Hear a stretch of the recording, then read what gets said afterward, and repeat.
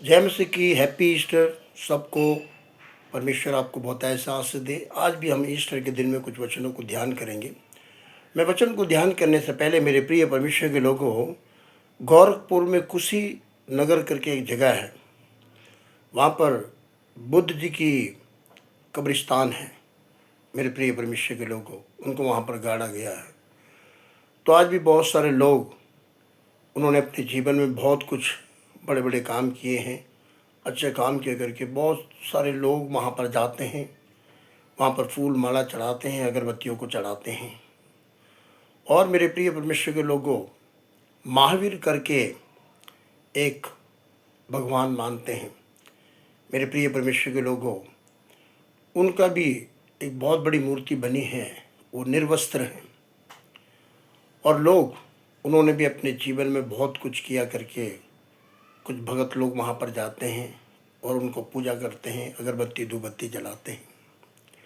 और मेरे प्रिय परमेश्वर के लोगों, मोहम्मद साहब जिन्होंने कुरान को लिखा, मुस्लिम लोग, मेरे प्रिय परमेश्वर के लोगों, उनके कब्रिस्तान में जाते हैं मक्का में, और वहाँ पर उनको याद करते हैं क्योंकि उनका वहीं पर कब्रिस्तान है।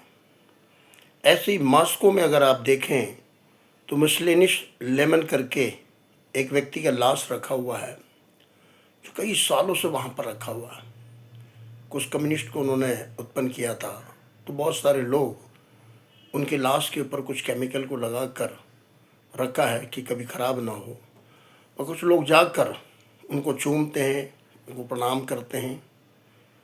इसी तरीके से यहाँ से 2500 किलोमीटर यरूशलेम में भी एक व्यक्ति को मारा गया, उसको क्रूस पे चढ़ाया गया और उसको गाड़ दिया। उन्होंने सोचा कि जैसे यहाँ पर इन लोगों के साथ किया है, इधर भी ऐसे ही होगा।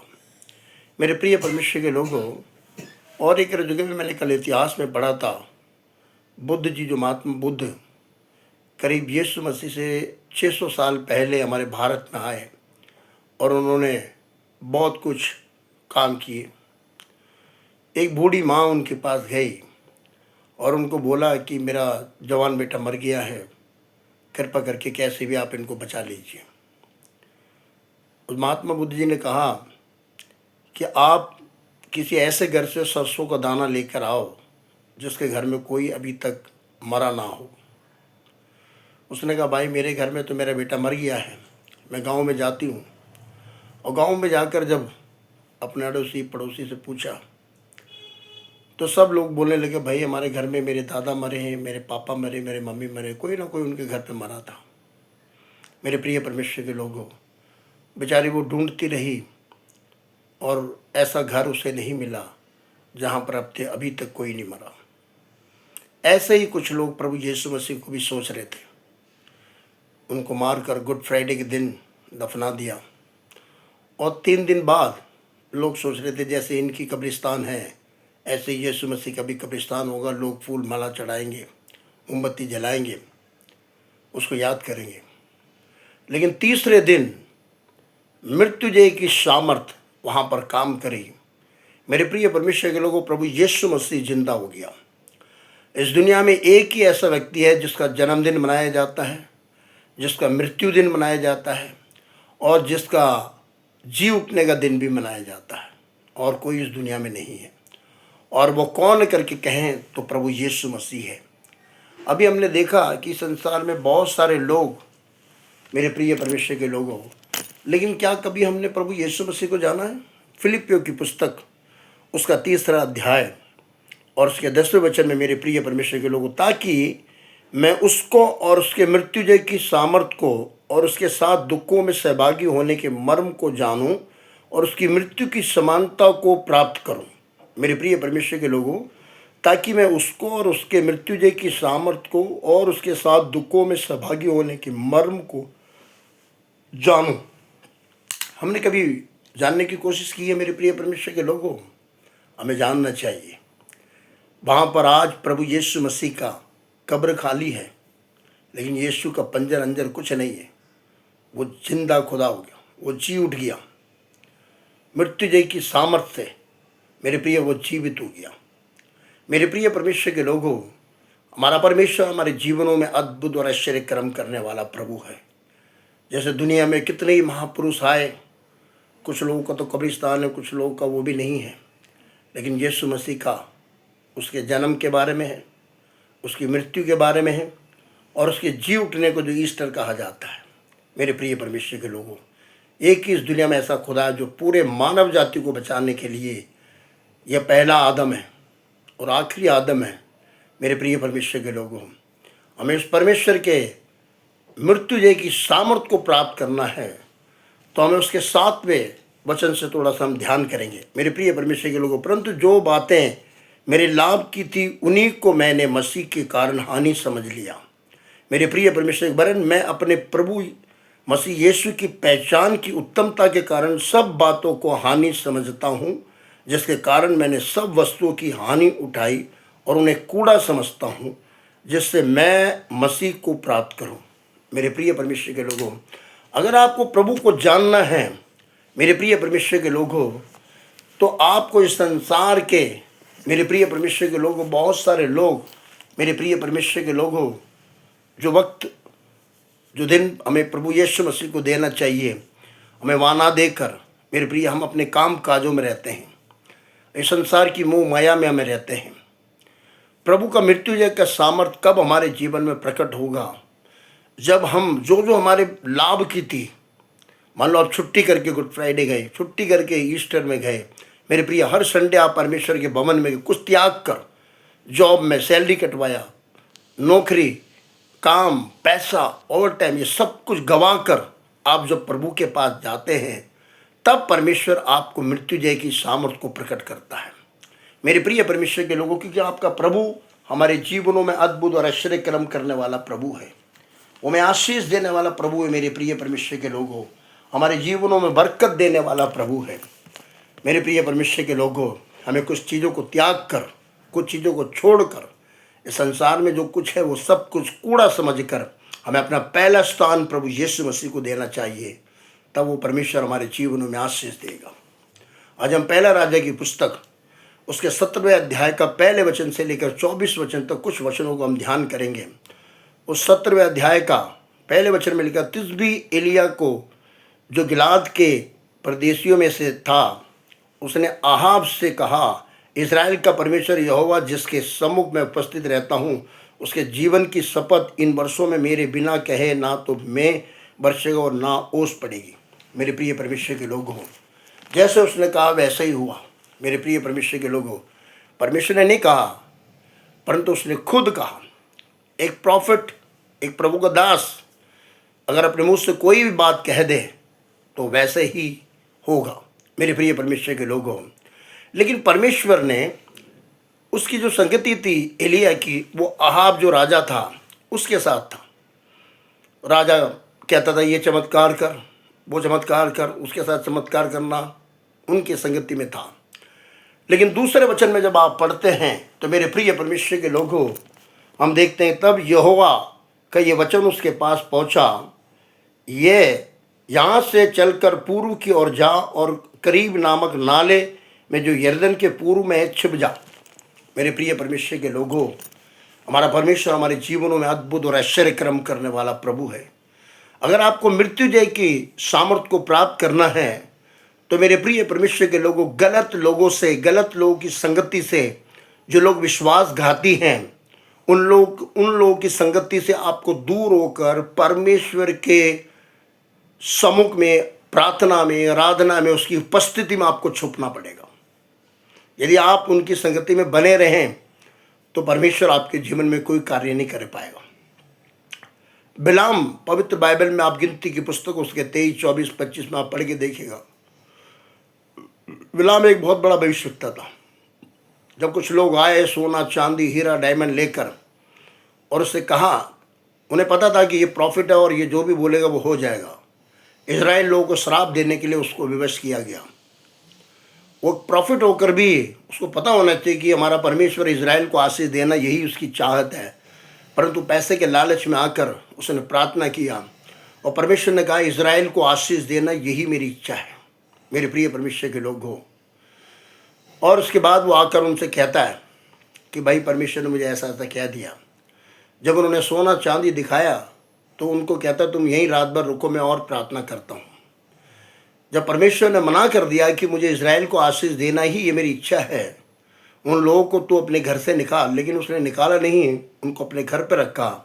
मेरे प्रिय परमेश्वर के लोगों, और जब बार बार उसने प्रार्थना किया तो परमेश्वर ने कहा तू जा, लेकिन वहाँ पर वही कहेगा जो मैं कहूँगा। मेरे प्रिय परमेश्वर के लोगों, और ये भी गया गधे में बैठकर। जब आगे चलता रहा मेरे प्रिय परमेश्वर के लोगों, तो आगे जाने के बाद हम क्या देखते हैं कि एक दूत एक तलवार लिए हुए खड़ा हुआ है, परंतु बिलाम को नहीं दिखा, उस गधे को दिख गया।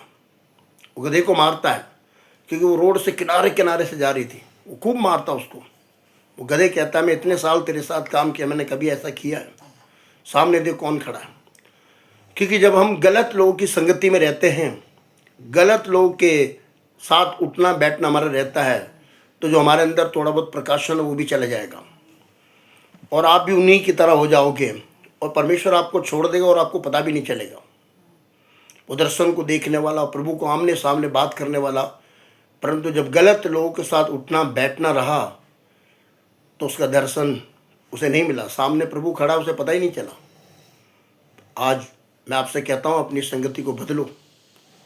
जो लोग चर्च में विश्वासघाती हैं, अब उनसे मिलो, उनके साथ संगति करो, उनको अच्छी शिक्षा देकर उन्हें उनके कलीसिया में, वो जहाँ से बिछड़ गए, जहाँ से भटक गए, उसी कलीसिया में उनको लेकर आओ। प्रभु आपसे खुश होगा। वो ऐसा नहीं करेंगे। वो लोग क्या करेंगे, आपको गुलाम बनाएंगे। आपको कहेंगे आप बहुत अच्छे प्रचारक हो, आप बहुत अच्छा गीत गाते हो, आप आइए हमारे घर में प्रार्थना कीजिए। हम वो चर्च में नहीं आएंगे, लेकिन आप हमारे साथ आइए, संगति कीजिए। आप बहुत अच्छा अभिषेक आपके पास से करके आपको भरमाएंगे, आपको चिकनी चुबड़ी बातें बोलेंगे, और आप भी बहक जाते हैं और चले जाते हैं। लेकिन आपको नहीं मालूम कि आप वहाँ पर परमेश्वर के कार्य को नहीं पूरा कर रहे हो। आप अपनी इच्छा, अपने मन की इच्छा और उनकी इच्छा को पूरा कर रहे हो। एक बात ध्यान रखना, पहला कुरिन्थियों उसको 14वें अध्याय के 12वें वचन में लिखा है, आत्मिक वरदानों की धुन में रहो और तुम्हारे वरदानों के कारण कलीसिया की उन्नति हो। आज मैं बहुत सारे लोगों को देखता हूँ कि सालों से 10 साल 15 साल 20 साल हो गए, लेकिन उनको अन्य भाषा का वरदान नहीं मिला है, कोई भी पवित्र आत्मा का वरदान नहीं मिला। कारण क्या है? क्योंकि उनके अंदर कलीसिया की उन्नति करने का कुछ मन ही नहीं है। वो वरदान प्राप्त करना चाहते हैं सिर्फ अपने नाम को कुछ करने के लिए, अपने आप को बड़प्पन बनने के लिए। आपके अंदर आप जिस कलीसिया में भी जा रहे हो, उस कलीसिया की उन्नति के लिए आपके अंदर एक भूख और प्यास होनी चाहिए, तभी परमेश्वर आपको ब्लेस करेगा। एलिया भी, मेरे प्रिय, एलिया को प्रभु ने किसी और काम के लिए बुलाया, लेकिन वो राजा की संगति में था। परमेश्वर ने तुरंत उसको वहाँ से निकाला और कहा तू नाले में जाके छिप जा। छिपने का मतलब आप प्रार्थना में छिप जाइए, आराधना में छिप जाइए, प्रभु की उपस्थिति में छिप जाइए। मेरे प्रिय परमेश्वर के लोगों, क्योंकि हमारा परमेश्वर हमारे जीवनों में अद्भुत और आश्चर्य कर्म करने वाला प्रभु है। उसके बाद पहला राजा उसके 17वें अध्याय के 9वें वचन में जब हम देखते हैं, मेरे प्रिय परमेश्वर के लोगों, चलकर सिदोन के सारपत नगर में जाकर वहीं रहे। सुन, मैंने वहाँ एक विधवा को तेरे खिलाने की आज्ञा दी है। मेरे प्रिय परमेश्वर के लोगों, आज हम उस विधवा के बारे में ध्यान नहीं करेंगे। सारपत का मतलब क्या है? बाइबल के हर शब्द का एक अर्थ है। सारपत का मतलब है साफ, शुद्धता, पवित्रता।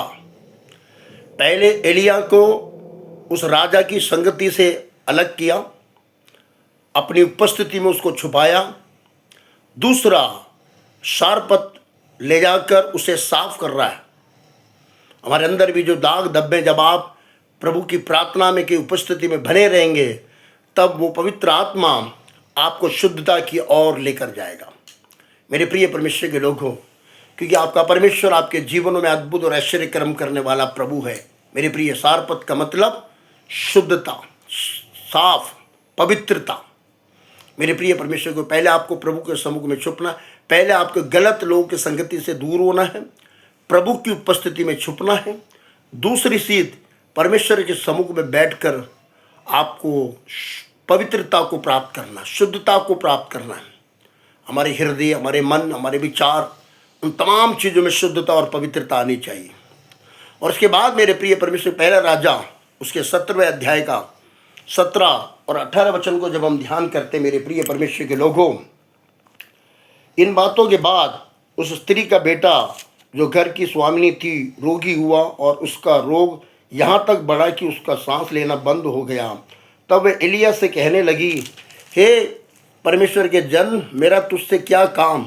क्या तू इसलिए मेरे यहाँ आया है कि मेरे बेटे की मृत्यु का कारण हो और मेरे पाप का स्मरण दिलाए? मेरे प्रिय परमेश्वर के लोग हो, देखिए मेरे, जब उसके घर में उसने प्रार्थना करी अन्न और जल को, जब तक यह अकाल समाप्त नहीं होगा तेरे घर का आटा और दाल पानी कुछ कमी नहीं होगी, वो बड़ी वाहवाही कर रहे थे। और जब उसका बेटा मर गया तो वो वहाँ पर क्या बोल रही है, क्या तू इसलिए मुझे मिला था कि मेरे पापों को स्मरण कराए? यानी कि इंसान का पाप इतना भयंकर है मेरे प्रिय, उसको खुद ही, परमेश्वर नहीं बोल रहा, वो खुद ही कह रही है कि तू मेरे पाप का स्मरण दिलाए। मेरे प्रिय परमेश्वर के लोगों, एक बात सोचने वाली बात है मेरे प्रिय परमेश्वर के लोगों, आज आटा चीनी दाल आपको कहीं से भी मिल जाएगा, लेकिन मेरे प्रिय परमेश्वर के लोगों, प्रभु की उपस्थिति, प्रभु का सम्मुख बहुत कम जगह में आपको मिलेगा। ये जो समय हमारे पास है बहुत कम। आप देख रहे हो कि जगह जगह लड़ाइयाँ चल रही है, एक राज्य दूसरे राज्य के ऊपर लड़ाई चल रही है, एक ही देश में जाति जाति पर लड़ाई चल रहे हैं। प्रभु यीशु ने कहा ये सब मेरे आगमन का चिन्ह है। जैसे जैसे तुम देखते जाओ वैसे वैसे कलिष्य इकट्ठा होना कभी मत छोड़ो, बल्कि उसको और ज़्यादा करते जाओ। मेरे प्रिय परमेश्वर के लोगों, जैसी उस माँ ने कहा कि तू मेरे पाप को स्मरण कराने के लिए यहाँ पर आया क्या? मेरे प्रिय परमेश्वर के लोगों, उसके 19वें वचन को देखिए, पहला राजा उसका 17 का 19वें वचन में मेरे प्रिय परमेश्वर के लोगों इस तरीके से लिखा है। मेरे प्रिय परमेश्वर के लोगों, उसने उससे कहा अपना बेटा मुझे दे। तब वह उसे उसकी गोद में से लेकर उसका अटेरी पर ले गया जहाँ वह स्वयं रहता था और अपनी खाट पर लिटा दिया।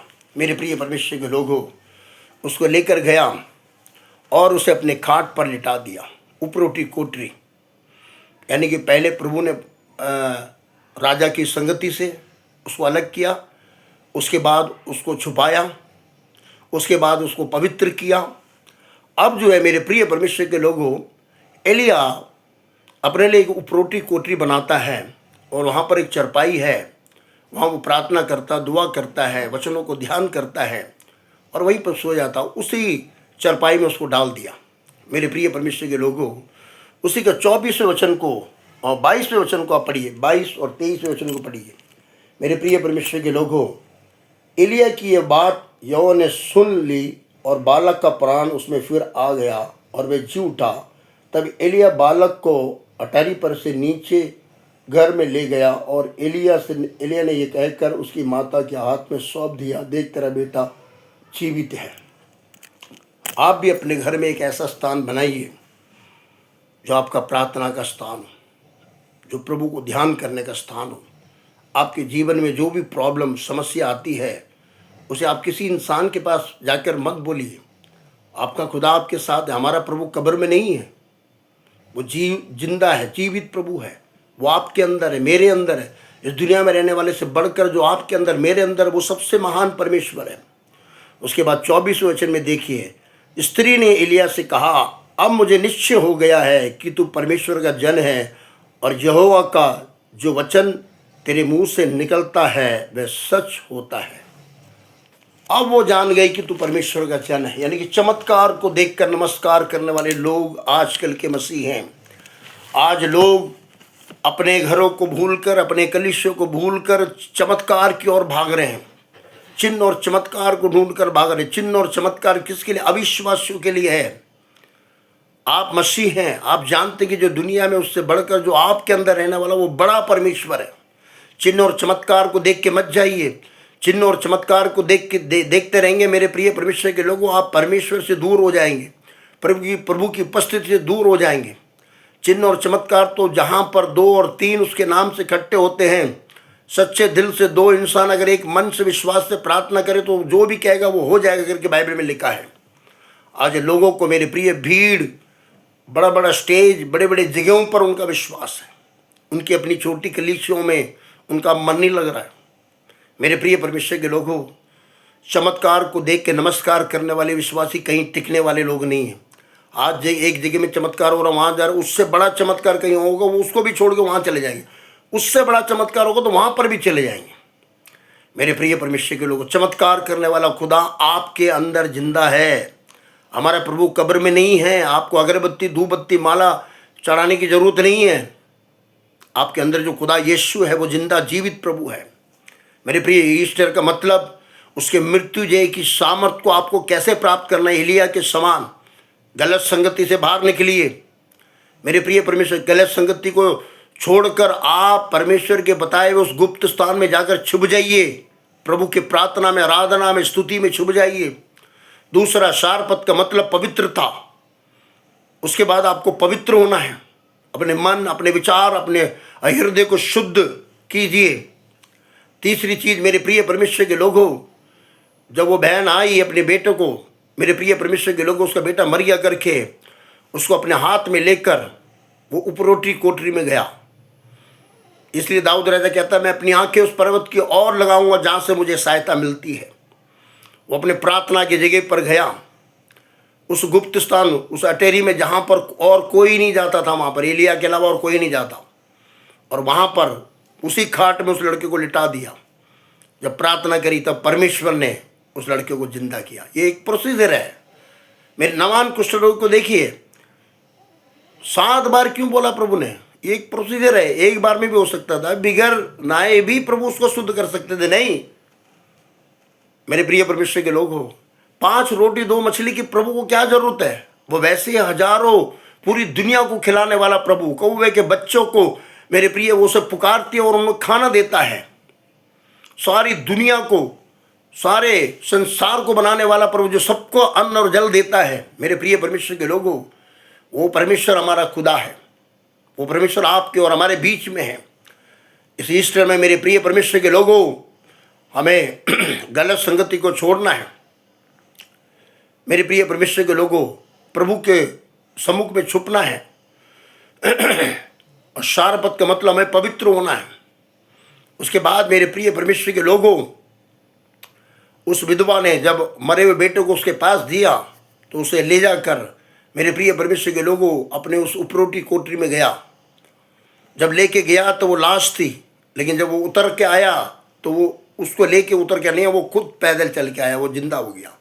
जी उठने का सामर्थ पुराने नियम में ही प्रभु ने शुरू कर दिया था। आज आपके जीवन में, हमारे जीवन में भी, लेकिन हम उस प्रभु को जानते ही नहीं हैं। वो जी उठने वाला प्रभु, जी उठने का सामर्थ आपके बाइबल में है, आपके अंदर है, हमारे बीच में है। मेरे प्रिय परमेश्वर के लोग, उस खुदा को पुकारिए, वो परमेश्वर आपको आशीष देगा। सबको जय मसीह की, हैप्पी ईस्टर आपको, आपके कलीसिया को। आप जिस कलीसिया में भी हैं उस कलीसिया में विश्वास योग्य रहिए, उस कलीसिया को बढ़ाइए, परमेश्वर से पवित्र आत्मा के वरदानों को मांगिए ताकि मेरे वरदान के जरिए कलीसिया की उन्नति हो। गलत लोगों की संगति को छोड़िए, प्रभु की उपस्थिति में छुप जाइए, पवित्र होइए। मेरे प्रिय परमेश्वर के लोगों, जब आप पवित्र होंगे तब वहाँ पर चमत्कार होगा। मेरे प्रिय परमेश्वर के लोगों, आपके जीवन में जो भी दुख तकलीफ आते हैं तो आप अपने प्रार्थना के लिए एक स्थान, एक ऐसा स्थान, उपरोटी कोठरी, आप वहाँ पर जाकर उन बातों को भूलिए। और जब एलिया ने ऐसा किया तो वो लड़का जिंदा हो गया। ये है जी उठने का सामर्थ। हैप्पी ईस्टर आप सबको प्रभु बहुत ऐसा आशीष दे। जय मसीह की। God bless you.